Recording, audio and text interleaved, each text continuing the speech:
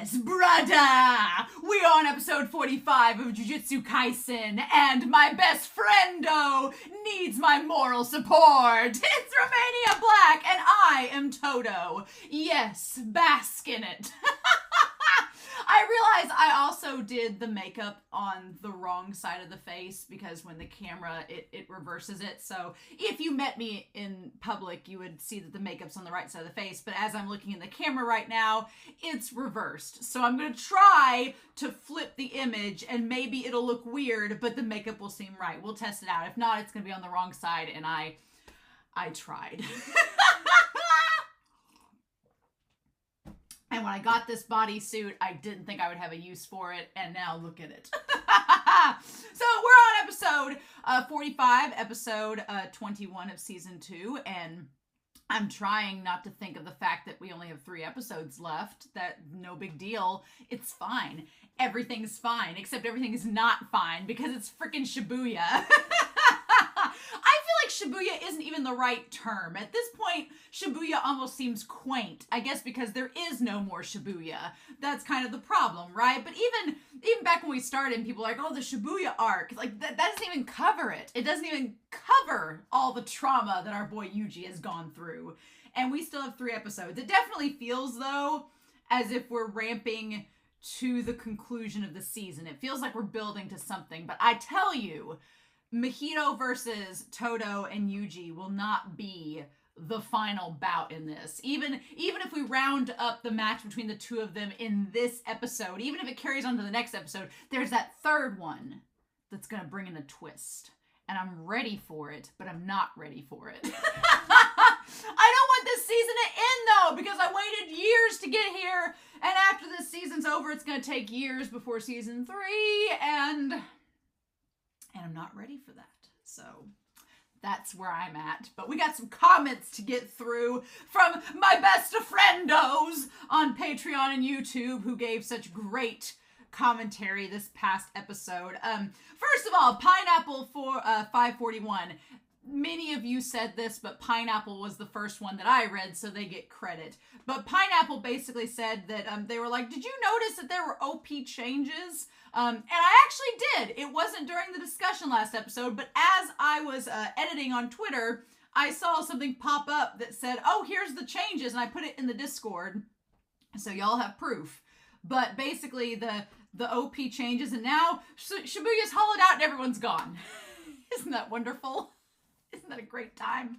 So thank you, Pineapple, for pointing that out. User FS3 pointed out, and I'm glad you said this because there are a lot of these comments are going to deal with clarifying things that have been said in season 1. So they're not spoilers. They were said. I just forgot about them from season 1, but they were spoken clarifications. So user FS3 pointed out that Todo's technique can switch with anything as long as it has cursed energy. Even rocks, if he can infuse his own cursed energy through his technique into them. The only thing he can't switch with is Toji, but nobody. Toji switches for and with no one.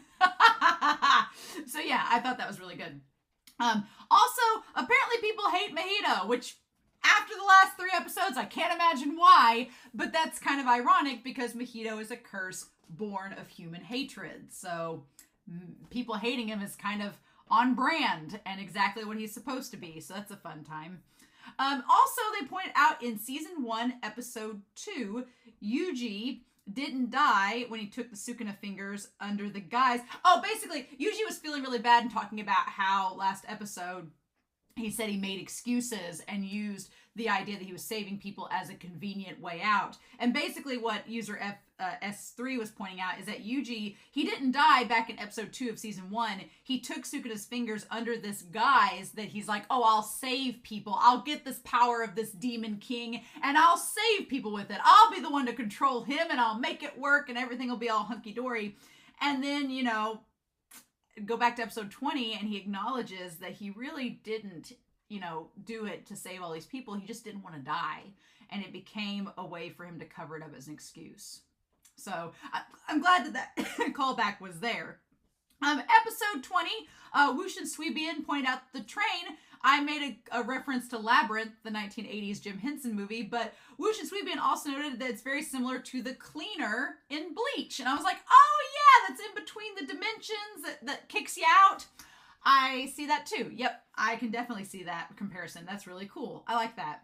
Theo commented that Todo's My Hero Academia-esque Black Flash apparently all basically there were a bunch of images, and I went back and looked at the episode and I was like, oh my god, there are a bunch of images associated with that little moment that it was like, such as Yuuji in the Kyoto classroom learning with the other students, because Todo's an only child, so Todo needs to entertain themselves, and infusing his best friendo / brother into different scenarios that aren't true is definitely only child behavior. Like, you got nobody to play with? Fine, I'll just take you and pluck you into my childhood. There. I feel like if Todo was a drag queen on Drag Race, he would be Valentina, because he lives in a constant state of delusion. My delusion is my reality. That is Todo. Todo is Valentina. Y'all heard Miss Congeniality, fan favorite. You heard it here. So I love that a lot. But not only was it Yuuji in the Kyoto classroom learning with other students, but also Yuuji and Todo in the rain. A bunch of bikini butt shots. I did remember seeing that one. In the montage, Yuuji and Todo in front of a fence like a band. And then Takeda-chan posing, and then she shoots him in the head. I feel like if Todo had a way of going out, it would be by Takeda-chan. Now, the question is Mahito going to transform themselves into Takeda-chan and take Todo out this episode? Well, I hope that doesn't happen. That'd be really great if it doesn't happen. But I'm like, oh, that could be a thing. That could be a thing. So, yeah. So I thought that was really interesting. Thank you, Theo. User VS5, different users here, pointed out that you cannot see the full damage to Shibuya from outside the veil. So anybody looking outside in is just like, oh, I don't know what's going on. And that's why when Nobara went into the veil the last few episodes, when she first arrived, it was like, oh, that's why it showed like that kind of like shot of silence for her taking in all the damage. Nice. Jake Collins points out that Nobara's power, I don't know why I thought Nobara's powers were rose related. Maybe because I've seen so much fan art of her powers with the rose tattoo that I thought they were correlated. But no, Jake Collins is right. Nobara's powers are not rose related. The rose is from season 1 in the fight with Esso, when Esso used the curse to try to get Nobara and Yuuji to rot from within. And that's where the roses came from and what caused the tattoos. Which is a shame, because I love the tattoos on Nobara. I thought it was such a cool look. Wish it could have been incorporated into her own technique. But alas. General Chemistry also verified that in season 1, Megumi noted that Sukuna's finger is extremely poisonous. And there's a 1 in a million chance that a person won't die from the poison. Unless, they're just a curse that eats the finger, and then that's a thing. So, with that in mind, is Yuuji just our special protagonist MC that just happens to be the 1 in a million person that's resistant to the poison? Or is there something else to Yuuji that we don't know about that maybe Brain-kun and others knew about from the start? Maybe we'll find out this season, or maybe we'll wait 2 years to find out. Who knows? But I thought that was really good. So thank you, General Chemistry, for making me remember those things from season 1. It's been a couple of years, and I hadn't got to go back and rewatch season 1, so I'm glad y'all clarify that where it's needed. Alessi Kali points out that during the chapter with Nobara and Nanami's death, here's the thing. I try to stay away from Twitter in terms of Jujutsu Kaisen. I try to stay away. I've muted a lot of things with Jujutsu Kaisen, but I have noticed every now and then Akatami has like their little cat head and it pops up as the Shonen Jump message of the week. And usually if I see like a name or something, I immediately ignore it so I'm not spoiled. But occasionally I'll see like the little doodles that they draw on Twitter and I'm like, oh, that's cute. But I didn't notice these. I'm kind of glad I didn't. But Alessi Kali says that during the chapters in which Nobara and Nanami died, Gege had drawings of Mahito and his devil just dancing around. Gege drinks our tears from a big gulp. Gege is eating popcorn and watching us flail around like Magic Carp. Gege is delighting in our angst and anguish. They're that type of author that just relishes in killing off a character and knowing you're gonna freak out about it. That's the kind of person that Gege is. And I'm like, oh, you stone cold bastard. Also, Leslie Colley pointed out that anyone with cursed energy can use a black flash. Damn, Toji can't do nothing, can he? Although, Toji's pretty bad. For Toji to be so badass, it's kind of like, well, he can't do anything else, so I guess he has to be badass. He's the one in a million prodigy. Tim Kaine points out that the Bells of Goen Shrine is actually a poem that is the opening lines of the tale of, I think it's Heiki? I think so. It's a Japanese literary classic about the fall of a samurai clan. So, which is funny because Todo just adds the thing, we are the exception to that falling rule because we're jujutsu sorcerers. So, hope that doesn't come back to bite him. Not that it's come back to bite anybody else in this season so far. And then Anime Annie finally made a little clarification that the trip from Kyoto to Tokyo is 2 hours and 18 minutes if you take the bullet train, which is an insanely fast train in Japan.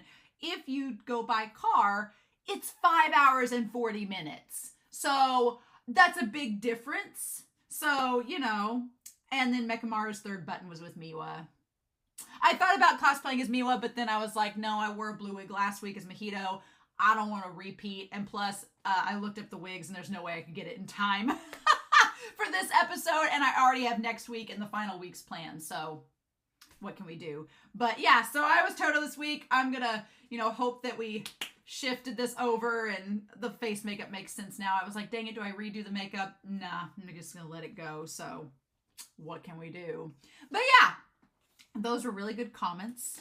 I'm holding off from watching this episode because I'm terrified of it. I don't want Todo to die. Mekamaru said there was a 99% chance he wouldn't, but that's a 1% chance that he will. And the thing that freaks me out the most in this whole thing is that Mahito hasn't used their domain expansion. Not once. Not once have they used the crazy hands, right? They used it against Mekamaru, but that was back at the beginning. Not since they've been in Shibuya have they used it. And he made a comment during the Mekamaru battle when it was over. He's like, oh, I'll have plenty of time to heal up by the time Shibuya happens. So I'm going to go ahead and make a prediction that Mahito is going to use their domain expansion either to kill off Todo, or Todo will sacrifice themselves to save Yuuji, or Mahito will use it as a means to escape. So, I don't want Todo to die. I want best friendo to be here for Yuuji because he gave Yuuji the pep talk he needed to get by, him and Arata did. But at this point, no one is safe. And Gege can do anything they damn well please. So, I'm a bit more than concerned. But we won't know until we watch this episode, so I've talked enough. We're going to go ahead and start and hopefully live in our own state of delusion as long as we can. So in any case, I hope you all enjoy this reaction and discussion, but we are going to start episode 45, season 2, episode 21 of Jujutsu Kaisen. And we're going to do that here in 3, 2, 1. And let's do the damn thing.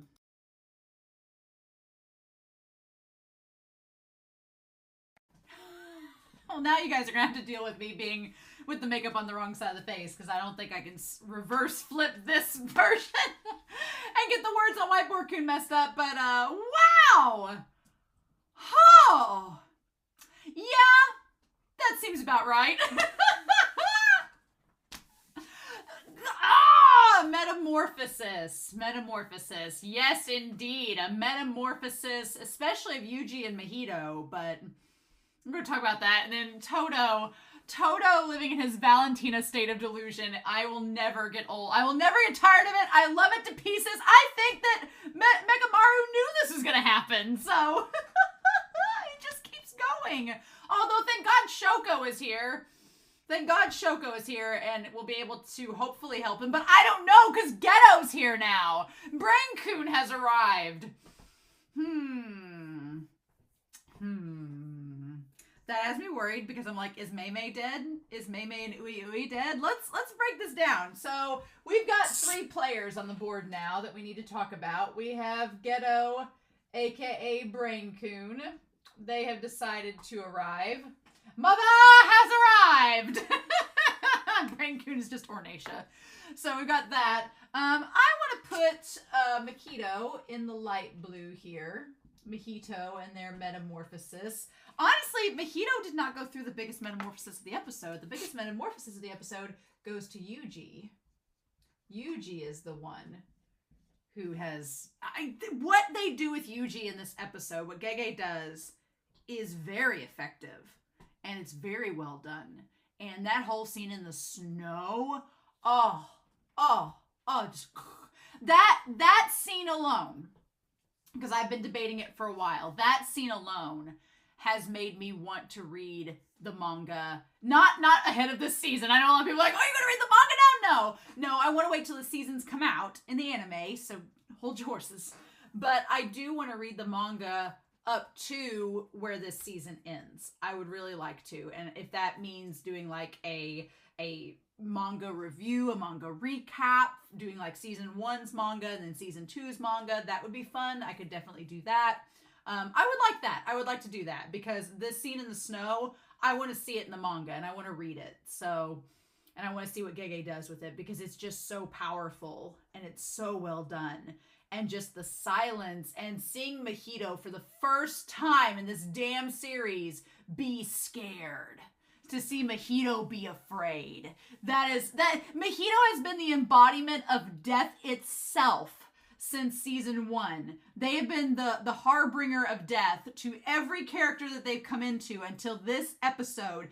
And for them to be afraid of Yuuji Itadori, not Sukuna, of Yuuji, that is terrifying. And we're going to talk about it because it's really good.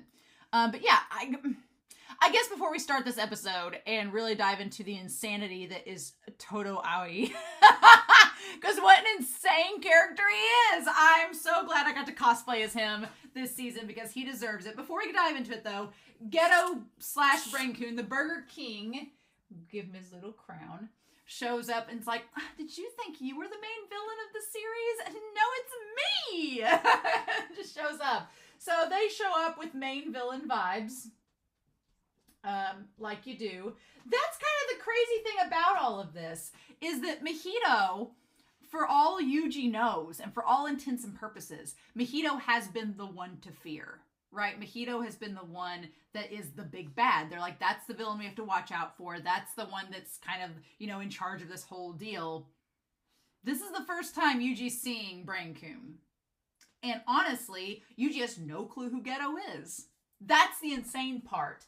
Is that Yuuji does not know Braincoon or Geto. Yuta's the one that knows Geto. Yuta and the other students from the second year know Geto because they saw him in the movie. So I'm very curious if Inumaki would be a good eyewitness to have. Because here's the problem. Yuuji... the higher-ups are not going to trust Yuuji at all after this. No. They're not going to trust him at all. Yuji's probably not going to blame them for not trusting him. But the higher-ups are not going to care about Yuuji. They're going to see all the damage and with Shibuya, all the destruction, and be like, you're our scapegoat. You house Sukuna. And technically, yeah, Sukuna caused 80% of this. So... they're not going to care. And if Yuuji says, it was this guy named Geto. Mahito called him Geto. The higher-ups are going to be like, oh, he's dead. There's no way it's him. And the thing about it is, now, with that being said, Mekamaru, who is now dead, that's a problem. Mekamaru Nanami, who is now dead. All the people knowing about Geto are dead. This is a problem. Mei and Ui know about Geto, but are they dead? Should we be RIPing them? Are they dead? Inumaki, what I would be banking on, because I don't think Panda's going to show up with Kusakabe. I think they got out of the veil. They got out of there before all this went down. Or right after Sukuna and Jogo's fight. They got the hell out of Dodge. I think they got out. The question is Inumaki still there? Because Todo and Yuuji need a way to get out. Todo is like on his last leg. I don't think Todo's going to put much of a fight up elsewhere. I don't think he's going to do much else after this fight. And Yuuji is like, who the hell are you? So somebody has to be able to get Yuuji and Todo out of there. I think Inumaki would be a good person because he could shout and at least get Geto and Mahito away from them and then pick up Yuuji and Todo and go. He could do that, even though Yuuji would probably be like, I need to kill him, and Inumaki would be like, now's not the time. We got to get out of here. So Inumaki could be an eyewitness that would know Geto and would be like, oh, I know him. I met him back in the events of Movie Zero. I know who he is, and could catch Yuuji up to speed with who he is, especially if Mei Mei and Ui Ui are dead. Inumaki could be like, oh, here's who he is. And we still have to get Yuta in all this. Yuta ain't come back from his study abroad trip. I am fully expecting Yuta to show up in the last episode, and the higher-ups are going to be like, you have to kill Yuuji, and he's going to be like, okay. And then that's where it's going to go. Because Yuta doesn't know Yuuji. He just knows Gojo's imprisoned, and as far as he knows, Sukuna's working with Geto, and so he has to stop him. So that's where I'm thinking that's going to go. Do I think Mei Mei and Ui Ui are dead? I don't know. I hope they're not. I hope they're not, because I wanted, if they were going to die, damn it, don't give them an off-screen death. Don't do that. I don't think that Gege would. I think if Gege was going to show them dead, he would have, I mean, unless next episode we flash back to Geto killing them, that could happen, and that's going to suck. But what I think it was, I think Geto would use a curse stored inside of him, bring it up, and then just chuck it at Ui Ui and Mei Mei and be like, here, deal with this. I ain't got time for y'all. And then leave. Because he wants to take the prison realm with him, Gojo with him, and go. I think that that's the case. So, the big question is Geto going to save Mahito? Is he going to save Mahito? I think he will. Because Mahito's just now having his metamorphosis. He's just now breaking out of his cocoon. Geto might be like, oh, you're still going to be useful, and now you've got a vendetta against Yuuji, so I want to keep you around. So either he's going to, obviously I think Geto wants to leave. Geto's plan is to leave. Geto is most effective, or aka Brain Coon. It's just easier to call him Geto. But Brain Coon is most effective working from the shadows. Brain Coon is most effective working when nobody knows about him, under the guise that he doesn't even exist, and needs to get out of there so that not too many people see him and can start to connect possibly the dots of what's going on. So he needs to get out. And plus he has Gojo, and he's like, what better time to leave than when half the characters are dead, everything's in shambles, let's just pick up the pieces and leave, right? The only villains left are Geto and Mahito. And Uraume. Uraume's left, so we don't know where Uraume is. Uraume may be fighting Mei Mei and Ui Ui. Uraume may be distracting Mei Mei and Ui Ui. We just don't know. But I think Geto's going to leave. Obviously, I think Geto is going to take Uraume with them because he's like, oh, you know Sukuna. We need you to woo over Sukuna if needed. So you come with me. We'll go. Uraume seems old, seems ancient, seems like they don't care if they go with whoever. So they're probably like, eh. So fine, but would they kill Mahito? Nah. That's a big question. It would be a twist if Mahito was killed by Geto. That'd be a twist. But I think that'd be a waste. I think Geto knows that Mahito is still going to work with him because he's going to want to cause chaos, and now he's going to want to get revenge against Yuuji for, beating him. So we think. Maybe not. At this point, Mahito was begging for his life. And Yuuji was like, nope, I'm going to come after you and destroy you no matter what. Which we're going to talk about that whole scene. We're going to talk about it. Don't worry. It's coming. When we get over to the Yuuji category, it's coming. But I think it could go either way. It would be, in my opinion, it would be dumb to kill Mahito. I think that for Geto, it would be a dumb idea to kill Mahito, because Mahito is still technically on your side. They've just, revealed this new form and new power that they have. They just haven't had the time to perfect it.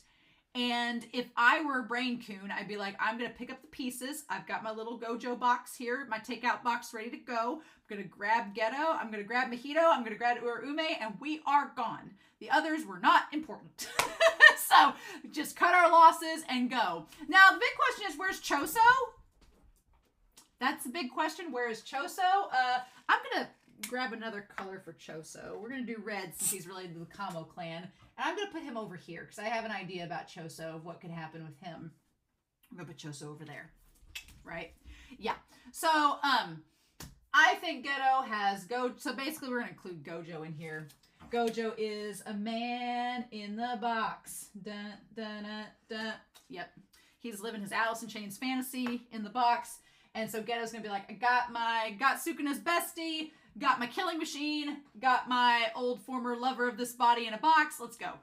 And I think Mahito, the question is going to be, what will Mahito do after this conversation? I think being a curse and being created from hatred, then Mahito's just going to have this hatred flourish, right? It's going to be like Dragon Ball Z. Mahito leaves, gets put in the cryogenic tube and buffs back up, Shigaraki style, you know, from My Hero Academia, and just gets even more hateful, right? Because Brain-kun gives off a lot of All for One vibes in some respects, and Gege and Horikoshi, the author of My Hero Academia, they're like besties. So I could totally see that if Geto, aka Brain-kun, was like, okay, Mahito, I'm going to take you, aka Shigaraki, back with me and heal you up, that would seem like it would be the thing to do. But he might surprise me. He might just kill him off and be like, oh, you can't handle Itadori? You can't handle him? Or, if we're going back to this whole Choso and relation, and Brain-kun somehow knows about all of that, then the only way I could see Brain-kun logistically wanting to kill Mahito is if he views Mahito as a liability later on, or as a pest, or in some way a detriment to his plans. So if Brain-kun feels like Mahito is still important and still has value, then he'll be like, okay, you can stick around for now until I need you to use you.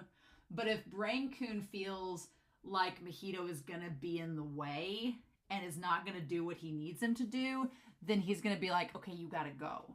And my thing is, Mahito wants to kill Yuuji. He's been trying this whole episode to find a way to kill Yuuji and circumvent and get around Sukuna.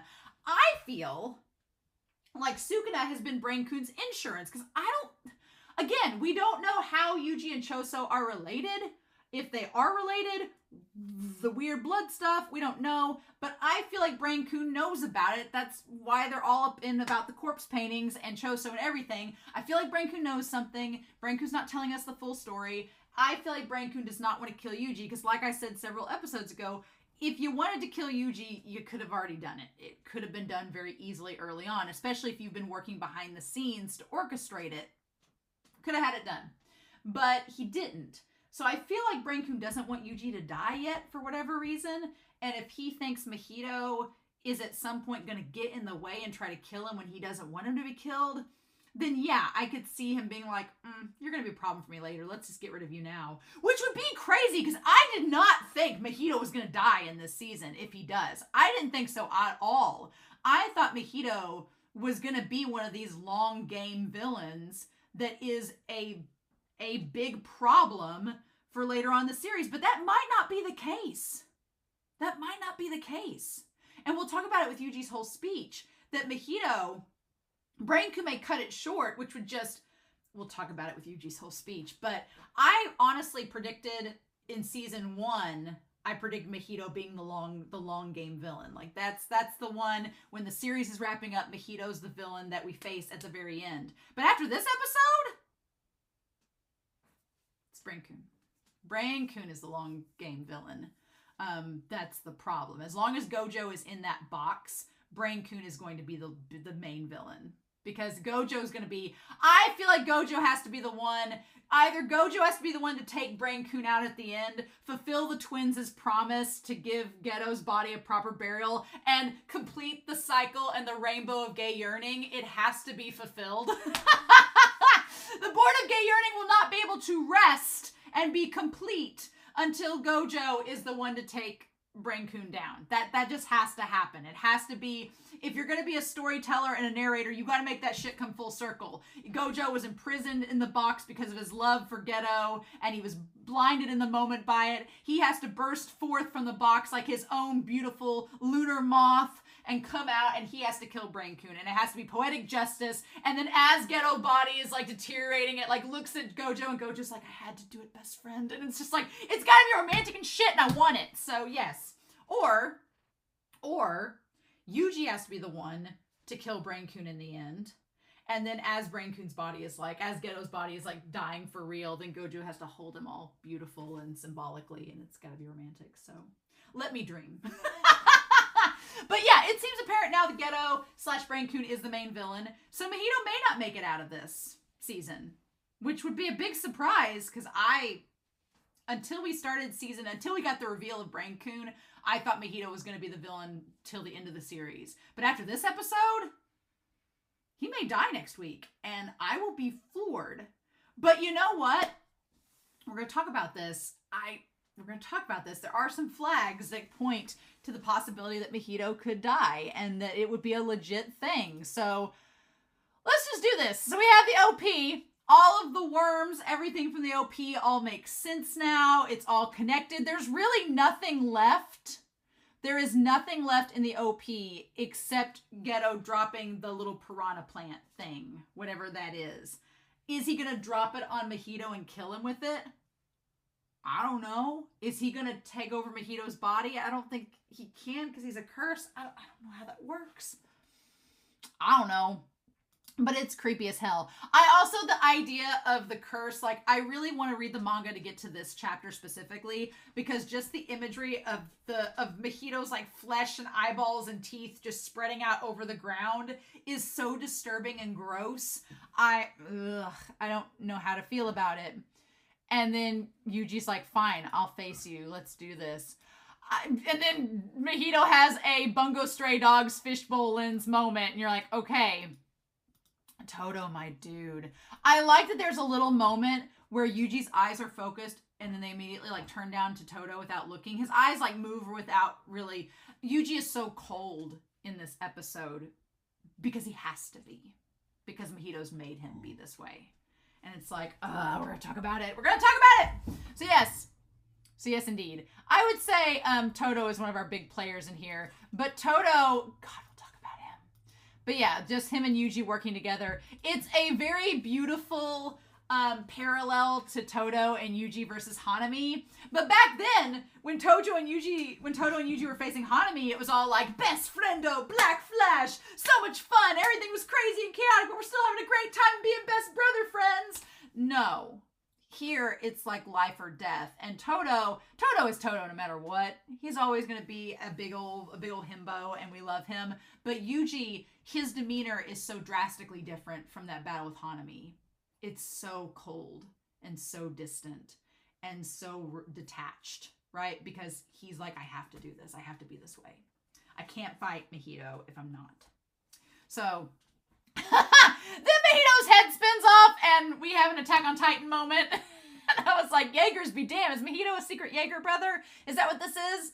Is that what this is? Also, that freaking little version of him that's cute as snot. I'm sorry. No, that should have been Mahito's final form. Look at this thing. Look at this thing. I'm going to put a screenshot up here. Look at this shit. That should have been Mahito's final form. Gege, you have missed out on a golden opportunity. Why did we get that generic bland shonen shit? No, get that out of here. I want that to be Mahito's final form in real time. If Mahito makes it out alive and has to like heal himself up, I don't want whatever Leatherface generic shit that was. We'll talk about it. I want that to be his final form. And Yuuji has to have a serious one-on-one battle with that. I want it so bad. That is my style of humor. Like just that black humor where it's just creepy as hell, but just a little bit of weird camp humor. Like I love that. I wanted them to fight that the whole episode. I'm like, why can't we have nice things, Gege? Come on now. I'm sure people reading the comics, But you've read up to this point in Jujutsu Kaisen. You just watched Todo have a magical girl fantasy moment. You can't. This has to be part of it too, right? Oh my dogs. Oh my lands. So yeah, I don't know.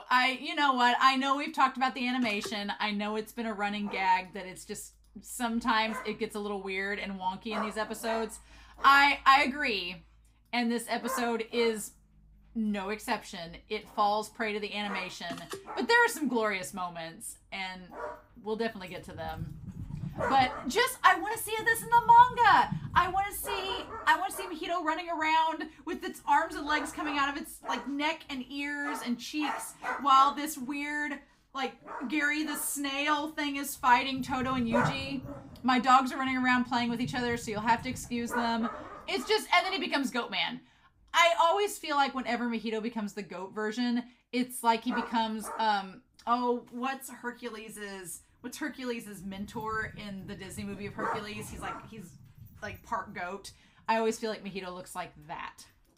And so then we have the amalgamation of all of the combined souls and the transfigured humans that he put together to create these like juggernaut looking villains, right? Of course, Mahito kind of sets his own problem because he mushes too many together to try to throw Todo off and get Todo away, because Todo is a legit problem.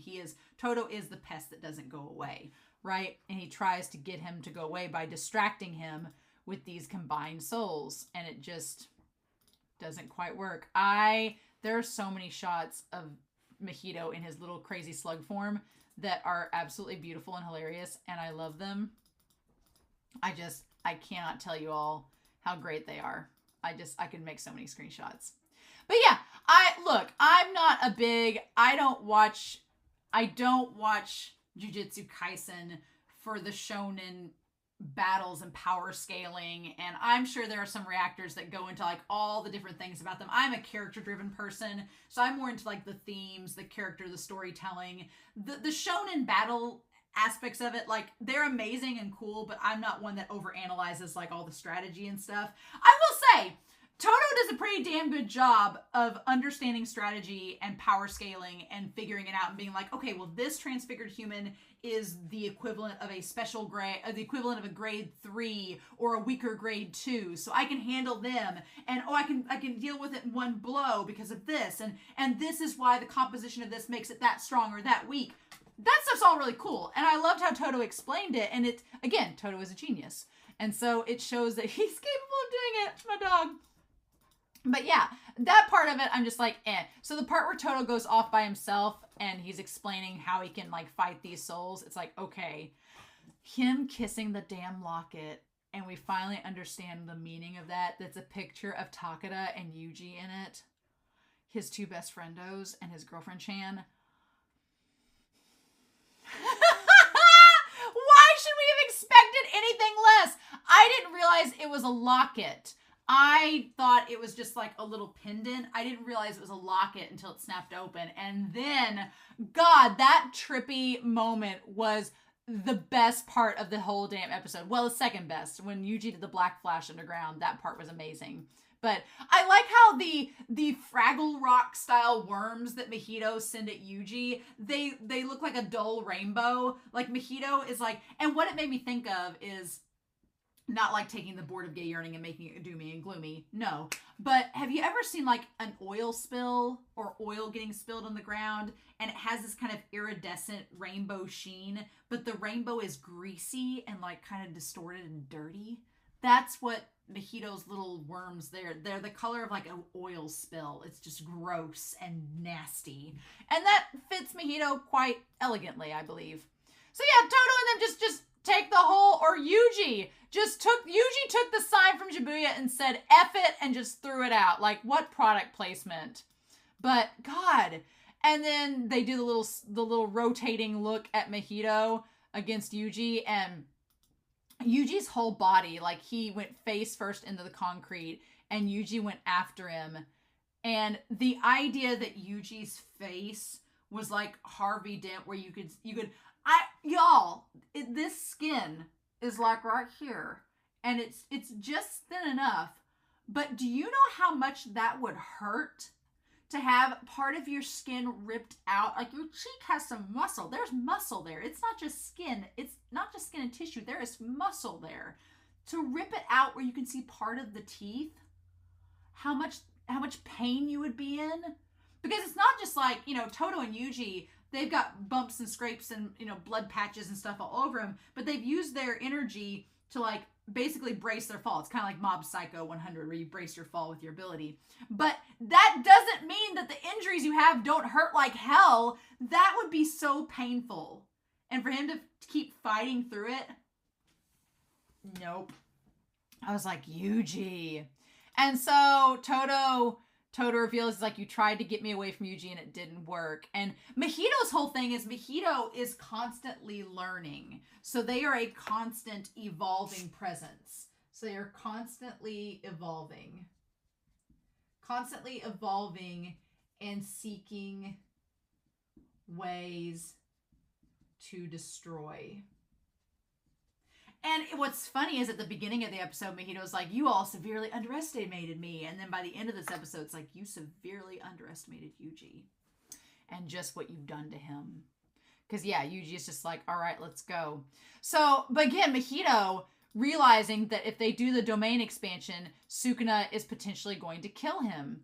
He's like, I'll touch Sukuna and I'll get killed. Barriers are complex. I revealed the option of excluding him from my domain, so he's not going to let me do that. But then Mahito says, so what do I do? Well, the one who taught me what to do was Gojo. And the idea that Gojo importing that domain expansion and doing it to where he limited its range to where it would only affect certain people, and the fact that Mahito was watching and learning from it, just like how he learned the Black Flash, just how he's like a sponge. He's just soaking up everything he encounters and rationalizing through it, which makes Mahito very dangerous because you think that he's just chaos. You forget that Mahito is smart and getting smarter.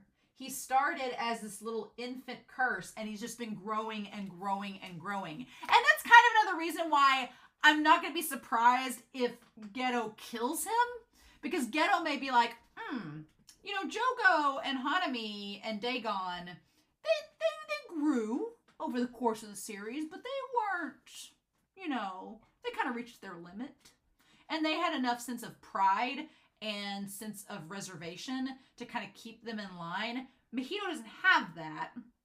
And Mahito's continuing to grow. So Brainku may be like, you could be a threat down the road too. And unlike Sukuna, I don't have Uraume as like your bestie. You don't have a bestie. You're just going to be a problem. So if Brainku decides, you couldn't kill Yuji Itadori, not even that, I don't know if I want to keep you around till you're strong enough to do so.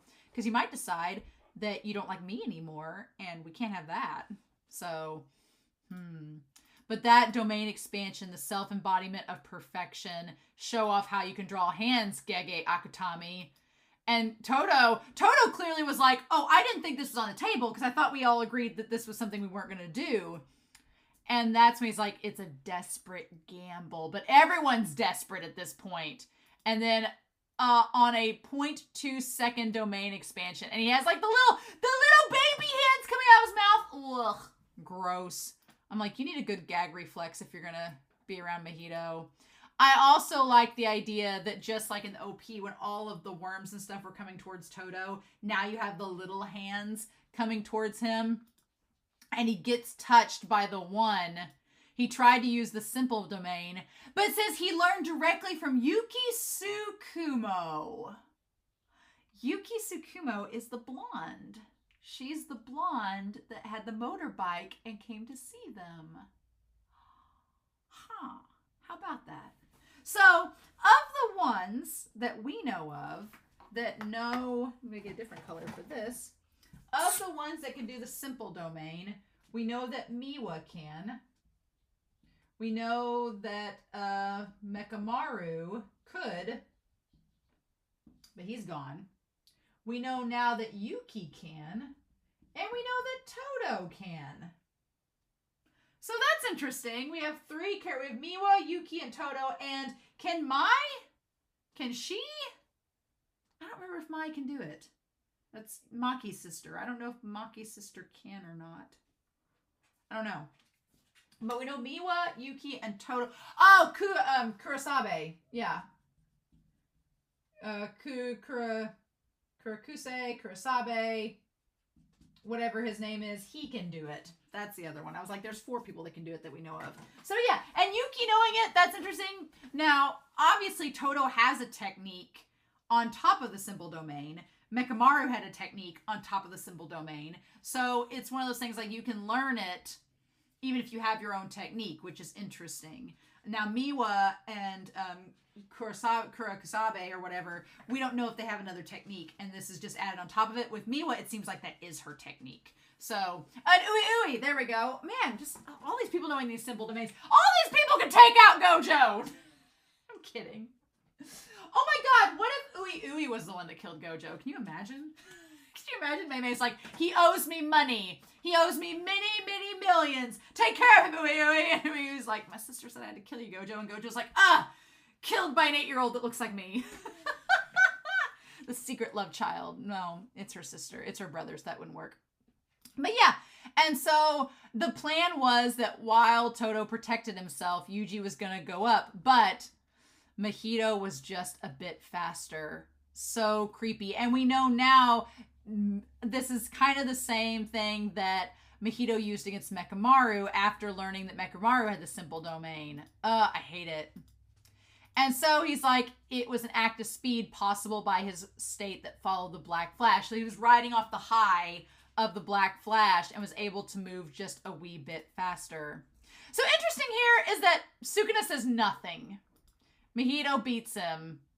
And he's like, I'm safe then, aren't I? And then Sukuna just stares at him. He looks really cute there. I'm like, why? Anytime that, like, Yuuji looked terrifying by the end of this episode with Sukuna not around. But here, Sukuna looks almost innocent where he's like, I guess you beat me a little bit. I guess I can't kill you this time. He's like, knowing you have some backup plan with Itadori, right? Yes, Sukuna has a plan. Sukuna knows what he's going to use Yuuji for, but nobody else knows that plan yet. And Mahito's kind of figured it out. And he's like, I won't let you, though. I'll kill Itadori before you switch with him. So this creates this really weird, interesting rivalry, right? This creates something very weird. Because you have Mahito wants to kill Yuuji so that Sukuna cannot take over. Now, there is no, like, nice reason why Mahito's doing that. Mahito's a villain, but it's like Mahito's like, oh, well, you're a worse villain than me, and you might kill me, so I've got to kill you first. But in order to do that, I've got to kill Yuuji, but then Yuuji is like, I'm going to kill you, and eventually I'm going to kill myself to kill Sukuna. So it's just like, the funny thing is, Mahito and Yuuji both want Sukuna gone, but Yuuji doesn't want to die, and Mahito wants to kill Yuuji. So it's so hilarious, because you could see maybe if Sukuna was separate from Yuji's body, I could see an author taking Mahito's character and possibly being like, oh, Yuuji, we both want to kill the same character. We have the same objective, you and I. What if we teamed up? And Mahito had like some kind of weird redemption shit arc. But that's not happening in this because Sukuna is inside of Yuuji. So there's no way. And also Mahito is made as a character that's just like beyond redemption at this point. Although, we'll talk about that last scene. But it's like, no, that's not going to happen. Yuji's not going to spare you. And it's just so fascinating, right? I kind of love it. I love how Gege makes it so where you have two characters trying to kill the same person, but that one is inside the other. And so he tries to get Todo. Todo acts real fast. Just slice that arm off. And it did not hit me until that moment that without the arm, he can't do the clap. He doesn't have his hand. He can't do it, right? That did not dawn on me until Mahito pointed it out. And then the locket snapping. And then Yuuji gets punched by Mahito and distracted. The thing that just absolutely, he's like, oh, I just made you more fashionable without your hand. And he's like, I can't use it again because it just burnt out. but I'm gonna smack him.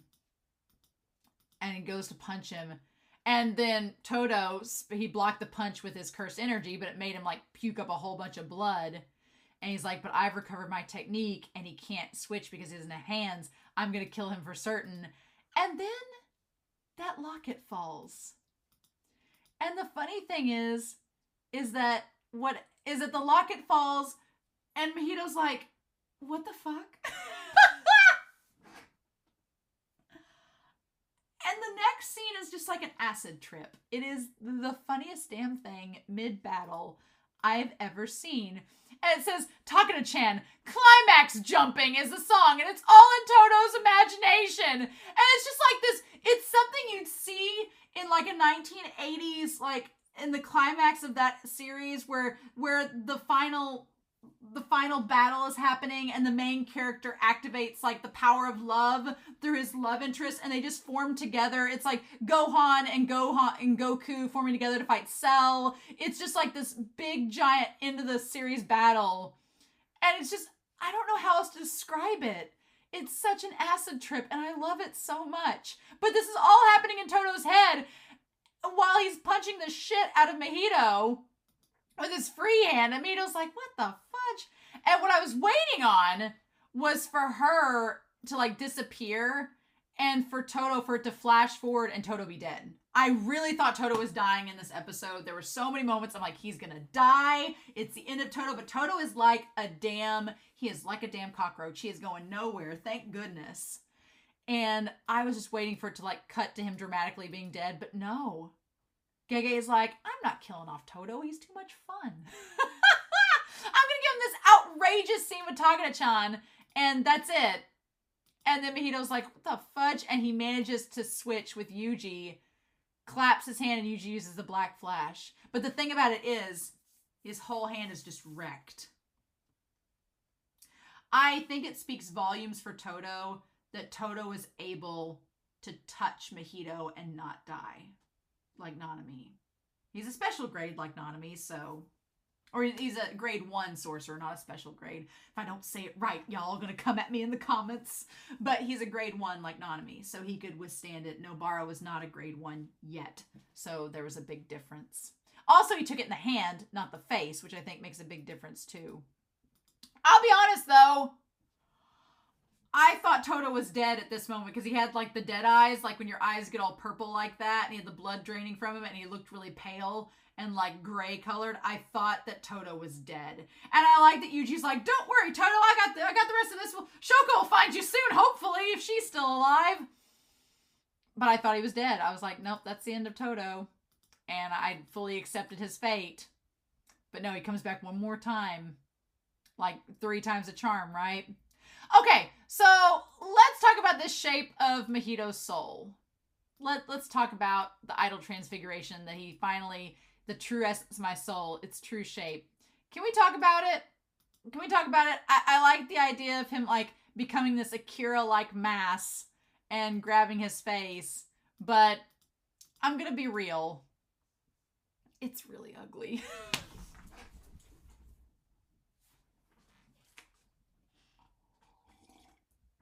I'm not trying to body shame Mahito, but there's an episode of Dragon Ball Z Abridged where Bulma's on Namek, and the one character, he's like Zarbon, he's like been super handsome and hot and sexy, and she's like, I'm gonna have his babies, and then he reveals his true form to Vegeta and her, and she's like, kill it with fire. That's how I felt with this. I was like, man, did Mahito just lose his fan base? And I thought that this was a death flag for Mahito, because I grew up reading Bleach. I grew up reading Dragon Ball Z. And once they reach their final forms and they look like stereotypical shonen villain, they're usually gonna die. I mean, that's just like, that's the classic shonen 101. And I think of Bleach. And if you've not read Bleach, then guard your ears. I'm gonna spoil the Arrancar arc for you, so guard your ears for the next 30 seconds. But in that, once Aizen reaches like his ultimate Hogyoku form and he doesn't even look human anymore, it's like, oh, you're gonna die, which he doesn't. Thank God. Him and Chair-sama become the OTP of the generation. But usually, end of Bleach spoilers, usually if a villain, the less human a villain looks as the series goes on, the more likely they are going to die. That's usually like the typical formula. The more inhuman and monstrous they look in appearance, the more likely it is that they are going to be killed by the end of the series. So when Mahito took this form, I was like, one, it looks an awful lot like Hanami. That he has like the leather face, as the mouth looks like Hanami. He looks like a Godzilla body, has the tail and the branches and everything. It's interesting. It's like if Jogo, Dagon, and Hanami combined, they became Mahito. My thing is, I don't like it because it's not human. What makes Mahito special and scary to me is the fact that he looks so human. The fact that something that looks so much like the other characters and is capable of doing such grotesque and creepy things and transfiguring their bodies to look in different ways. To me, that's what makes Mahito the most scary. This garbage, pale, generic, I don't know, monstrous thing, it just looks like any other villain from another series. I'm like, that's the best you got? Okay. I guess you're gonna die. But it wasn't something that made me go, oh no, Mahito turned into this monster. It was like, oh, you've become the generic shonen villain. You're probably gonna get killed. Cool. That's what it made me think.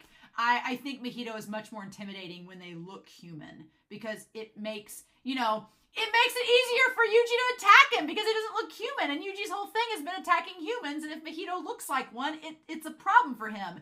But when you make him into a monster, it's like, well, okay. I don't see Yuuji being as afraid to fight him anymore. I guess I was very underwhelmed by his true soul.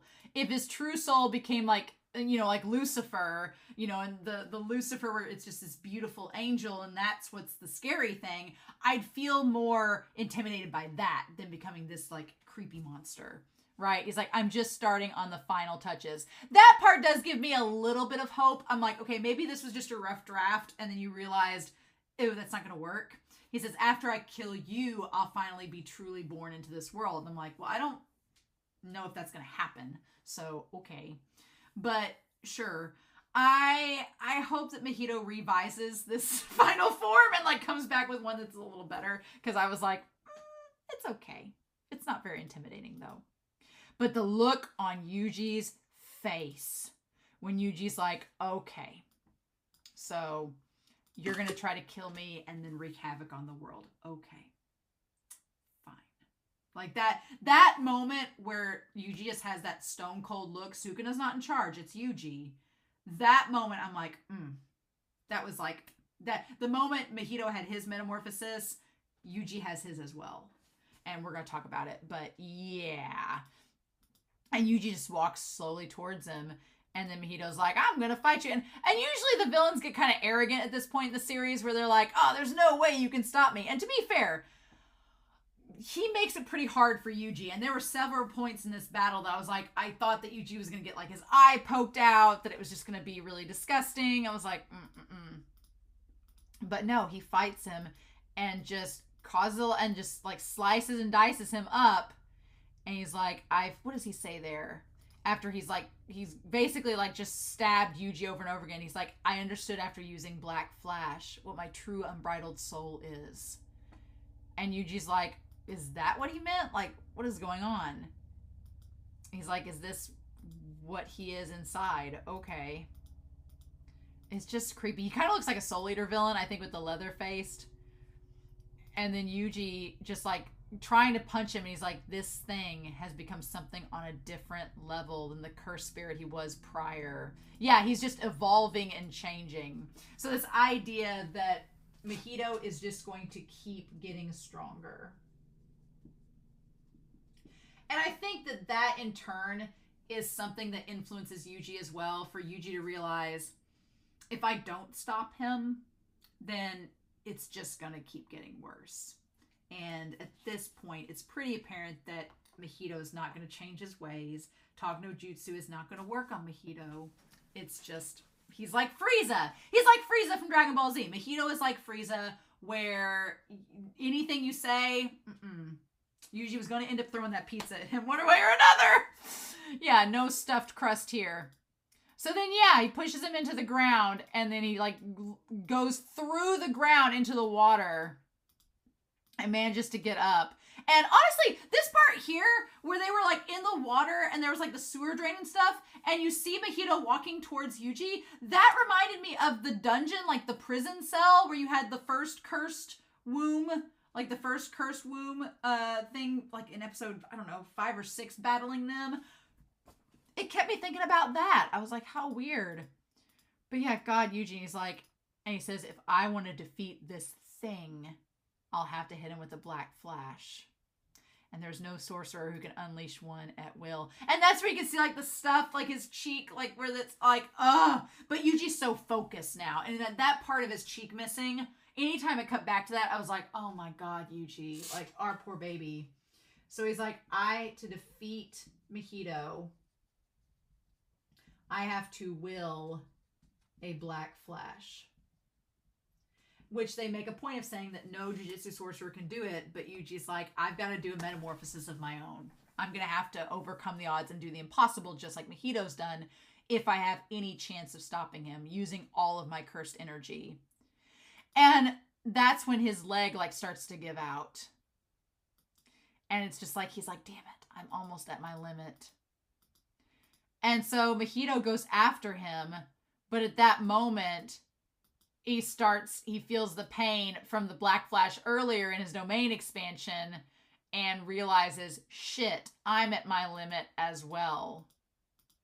So it's like, but neither of them are 100%, right? And normally, in a shonen, when your characters got to this point where they both realized it was kind of a stalemate or could become a stalemate, a lot of times in a shonen, the villain would be like, oh, well, it looks like we're both at our limits, so I guess I'll leave and go fight another day, but not Mahito. No, Mahito was like, I'm not leaving. We're both still capable of fighting. Let's just do this.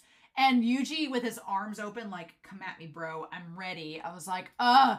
And Mahito tries to use the wave to distract him. And Yuuji not giving up. Yuuji just like putting it together, being like, I'm going to get you as soon as you come down. Just you wait. Ugh. And then you think, well, how is he going to do it? It's such a beautiful moment. And I'm going to get a shot of this. And you're like, he's going to miss or something's going to happen. And that, oh my God, that moment where he's got the red energy and the black flash building up. I'm like, you think it's Sukuna, but no, it's just Yuuji. And you're like, how's he going to land it? And he's like, no one can unleash a black flash at will. But I love that Mahito's like, but something about him makes me think that he could. I like that Mahito doesn't underestimate Yuuji. He's just trying to whittle down Yuuji and hope that he can stay a step ahead of him. And hope that Sukuna stays under wraps. Like, I like that Mahito does not underestimate him. But he's like, in which case, I'm just going to have to get him first. And then the moment that Yuuji goes towards him and Mahito has the pink there and he goes to hit him and the eye pops out and Yuji's like, the fudge. At that point, and he's like gonna slice Yuuji, that's when Todo comes back from the grave for one more time. And the time lag is Yuuji hit him and you forget for a moment that's Yuuji's like signature move. He makes the time lag and then it hits you afterwards a little bit later.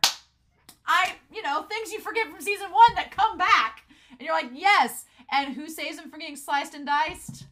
Why, Todo. Hey, cursed spirit, there's no way you'd understand this. Arms are just decorations. He's literally the Black Knight from my Python. He's like, you got no arms left. It's just a flesh wound. Just literally, I'm like, Todo, the fudge. The act of applause is an acclamation of the soul. He's like, we cheer with our hearts. The greatest part of Christmas cheer is singing loud for all to hear.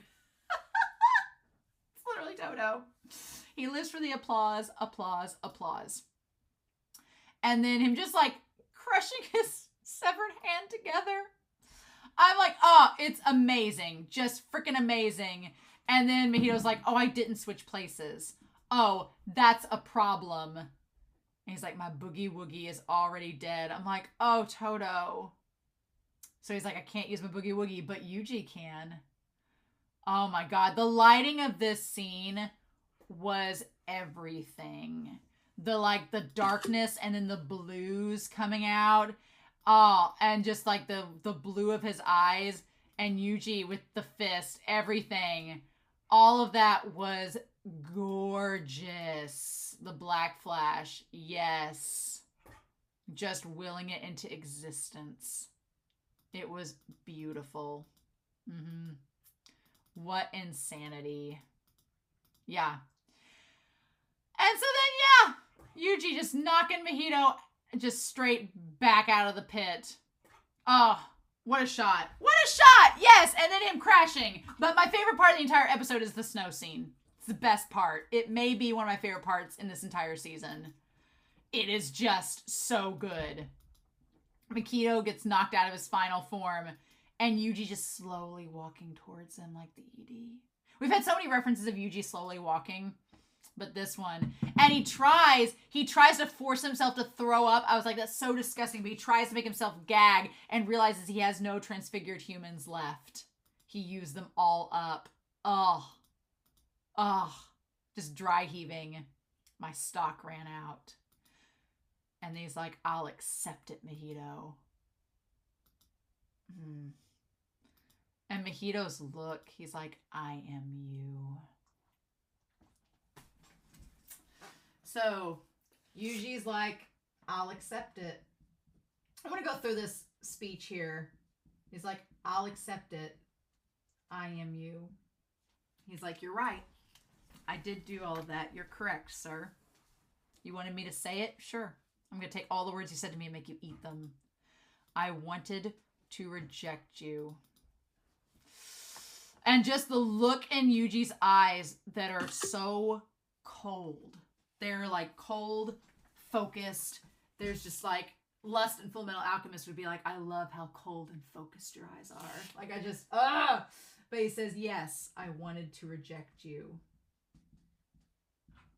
And the thing about it is, he's like, I wanted to reject you because you freaking murdered my friends. Like, it's just, what? He's like, it wasn't the fact that you were just in existence. Because, I mean, Yuuji has been shown to at least be like, oh, hey, curse. Like, why is this happening? But with Mahito, it's like Mahito drove him into this corner. I wanted to pretend I didn't understand what you said. And the way that Mahito looks, oh my God, it looks like something out of like a Shel Silverstein book. It's so creepy. But he's like, I wanted to pretend I didn't get it. I wanted to pretend, no Huck, I didn't understand. He's like, I wanted to ignore everything you told me, all of those dirty words you said, all the things you said about my actions. I wanted to pretend like they weren't true. But you know what? That's different now. I'll just kill you. Because, yeah, you just like, you wanted me, you just thought that I could only be this nice kid. Well, no. He's like, it's different now.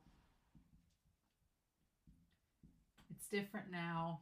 I'll just kill you. He's like, because at the end of the day, you've killed all of my friends except Megumi. You've killed Nobara. You've killed Nanami. You've nearly killed Todo. You killed Junpei. And you've not cared. And you've not shown any sign of redemption, any sign of remorse, anything. And you've mocked me because I was a sweet summer child. And you just thought that I would try to always save people. Well, if you want me to become a monster and kill you, fine. I will. And if you're ever reborn as a new curse, then I'll kill you too. You can change your name. You can change your appearance. But I'll kill you again and again. He's cursing him. I don't need meaning or a reason for it anymore. So it's basically, he is cursing Mahito. Like he's saying, anytime you return, I will kill you. I don't need a reason. Which, that part is sad, where he's like, if you're reborn, I'm going to come after you again. Just because. Because that's what you wanted, right? If you're going to curse me and try to make me as bad as you, fine. That's what I'll do. And normally I would be really, I don't know how to feel about Yuuji after this. I mean, this has clearly affected Yuuji to the point where, in terms of Mahito, he's like, no, I can't hold back. Sorry, bye. But what we don't know is how this is going to affect him with other curses, with other characters, if this is going to change his entire outlook on every curse, or if it's just Mahito that he's like, no, you are the one that's going to have to go all the time, every time. We don't know yet, and I don't want to know, so I don't want to know for sure about that. I kind of want to see how the rest of the season plays out with Yuji's philosophy and how Yuji's perspective, if it's just centered around Mahito being this way, or if it's going to be like everything, if he's completely changed from this. What I like about it is that oftentimes I feel so like, oh no, when a main character like has like that breaking point and they're like screaming or like ah, like having this like transformation or something. With Yuuji, it's like, no, it was just fine. Okay, I'll do it. And it's so quiet and controlled and focused that it's really, really effective. Because Mahito's transformation was this big, loud, audacious thing. And Yuuji's, it's just so quiet. And so, like, okay, you want me to snap? I'll snap. Fine. This is what you wanted? Okay. He's like, I don't have to. He's like, and the thing about it is, he has meaning and reason for wanting to kill Mahito. He said back in season 1, he was going to kill Mahito. If I find him again, I'll kill him because he killed Junpei. And now all this other stuff has happened. And he's like, I don't need a reason now. He's like, I've been trying to be a nice person. And you're like, no, so fine. Have it your way. You want it? Fine. He's like, maybe there will be some meaning to be found.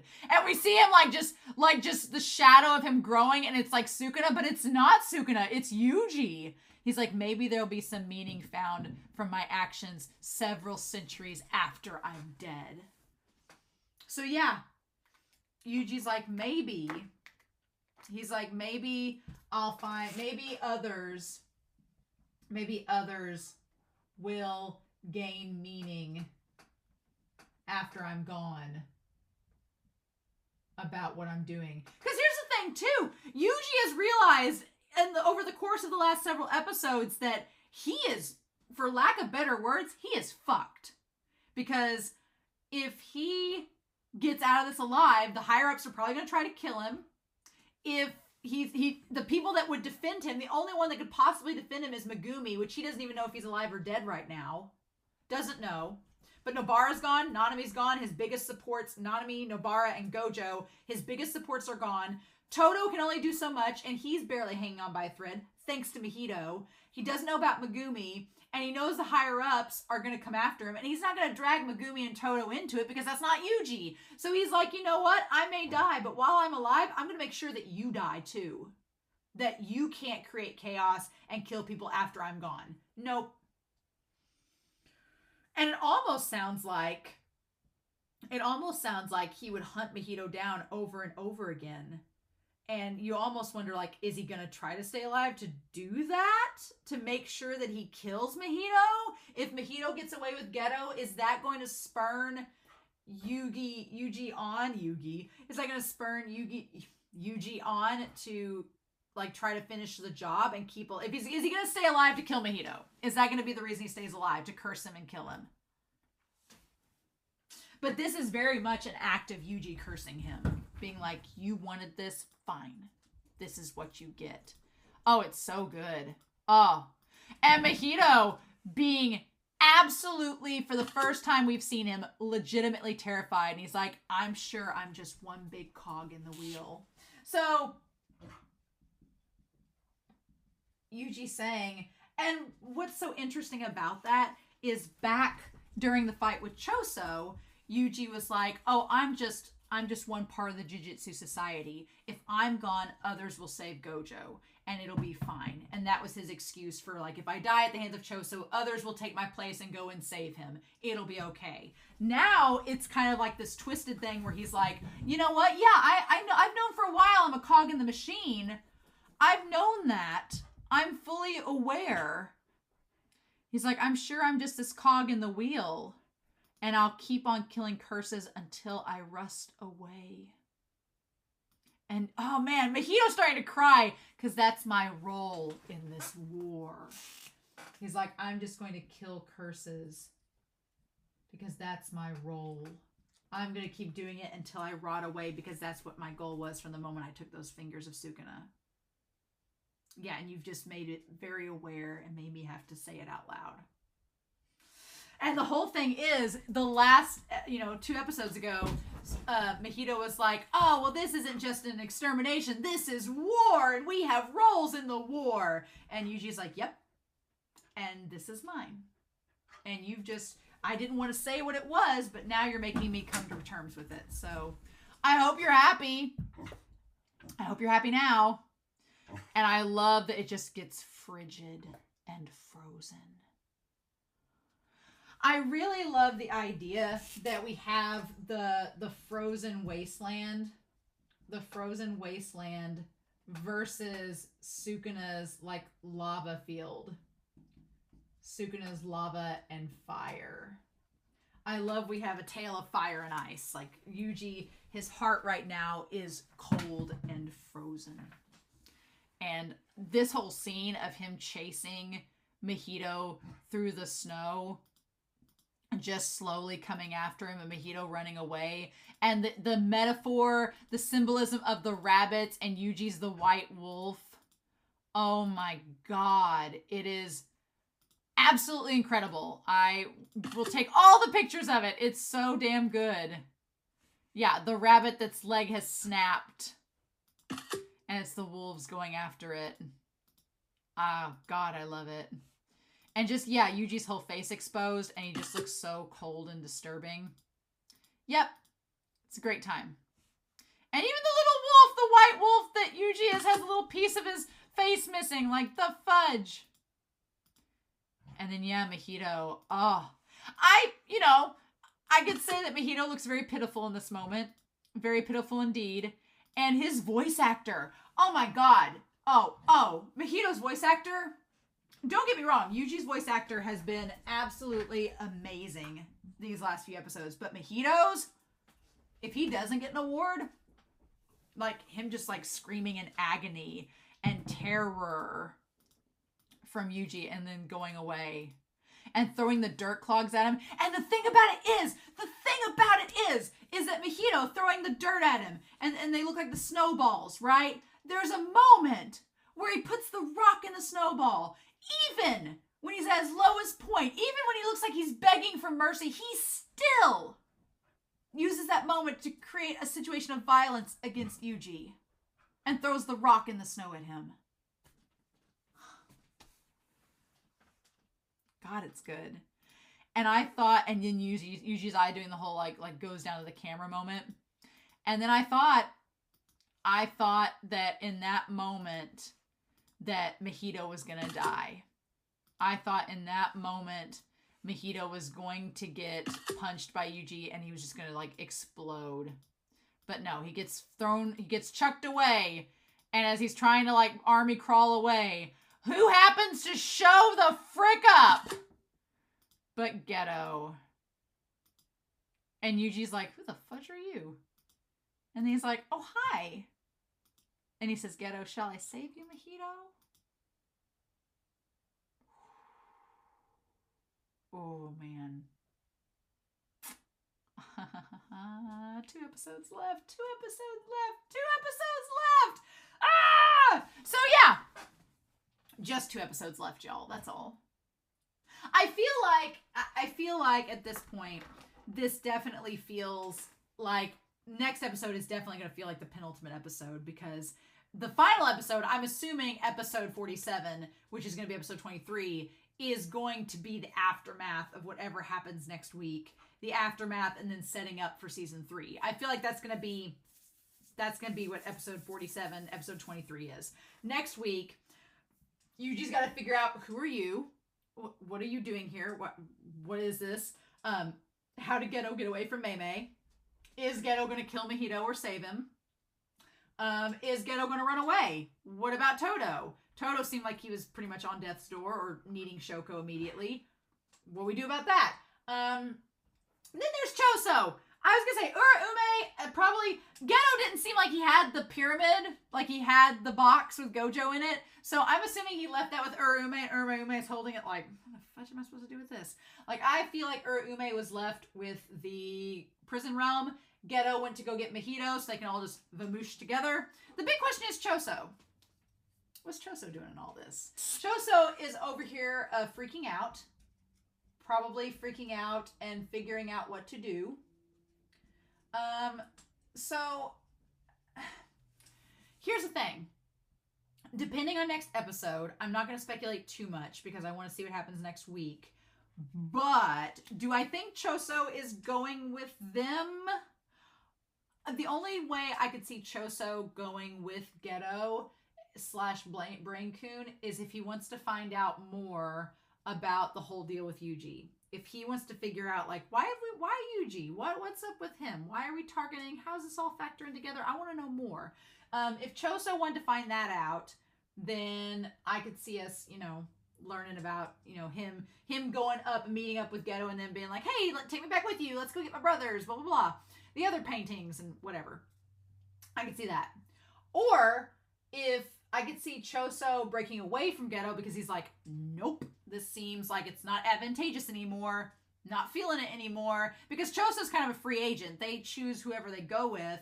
Him and Esso and Ketchizu just went with the curses originally because they were like, this is the best shot we've got probably of surviving. Now that they're whittled down to just Brain Coon or Ume and maybe Mahito, Choso may be like, I'm not feeling it so much anymore. But I feel like Choso is going to be this third party. I feel like Choso is going to be kind of this third party that is going to end up being neutral because they're not really part of Brain Coon's plan, but they can't be the Jujutsu sorcerers, obviously, because there's too much prejudice there. No. So I feel like Choso is going to be this, like, neutral party here. You know who would have a really big advantage being with a neutral party? Yuuji. Because obviously Yuuji is not going to go anywhere that involves Mahito as an ally. He's going to try to kill Mahito any chance he gets. So that's not going to happen. But also I think that after this next episode, Yuuji may be on the chopping block. He may be wanted for murder. And if Mahito died next episode, then I could see that maybe Yuuji would go through with it and be like, okay, well, Mahito's gone now. So if you guys want to kill me and get rid of Sukuna's fingers and just do that, have at it. If there's just one finger left in the world that we haven't, touched base with, fine. Get rid of me. Nanami and Nobara are gone. Tell Megumi to live on and have a good long life without me. I'm just going to be a detriment to people. Just get rid of me. But if Mahito lives and that gives Yuuji a reason to live, that Yuuji's like, I got to go track you down and curse you and get rid of you, then that could mean that Yuuji's like, I need to stay alive so I can find Mahito. The Jujutsu Society wants me dead, so I need to go run off. And then he could find Choso, and Choso could be like, hey, you want to team up, possible relative, and find out our backstories? And Yuuji will be like, what else have I got to do? I don't know. I'm not sure about that yet. I don't know. I feel like Todo's going to pass out next episode and Shoko and them are going to find him. And then once Yuji's gone AWOL, because again, we end this episode, the ED or the OP ends with Yuuji by himself.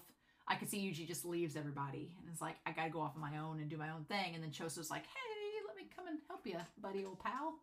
So I could actually see, oh my God, I could see Choso in like the end credits where Yuuji like runs off to get away from everybody to like go off on his own to find Mahito, and then he bumps into Choso, and Choso's like, hey, don't kill me, I got something you need to know. And that's where the damn season ends. Like, I can just see that happening, and then I'm gonna be like, are you freaking kidding me, Gege? Come on now. So yeah. Anyway, I don't think Geto, now that I think about it, I don't think Geto's going to kill Mahito, because that's the other thing too. He doesn't want Yuuji to die necessarily, I don't think, for whatever reason. So keeping Mahito alive will be a way for him to kind of like keep Yuuji following, because that would make sense too. Yeah, if he takes Mahito away, he'll let Mahito get stronger and stronger, but then he could like use it as a means to like, well, we have the high ground. If Yuuji comes to us, we can attack him and do whatever. But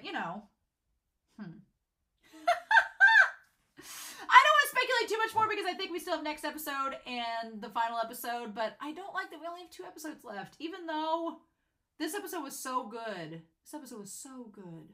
And it was much needed after the last 2 weeks. Todo's antics were much needed. So, I'm sorry if this video, if the reaction was flipped and it was weird to you.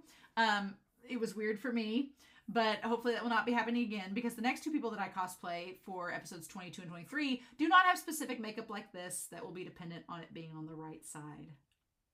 So, with that being said, I hope you all enjoyed this reaction discussion.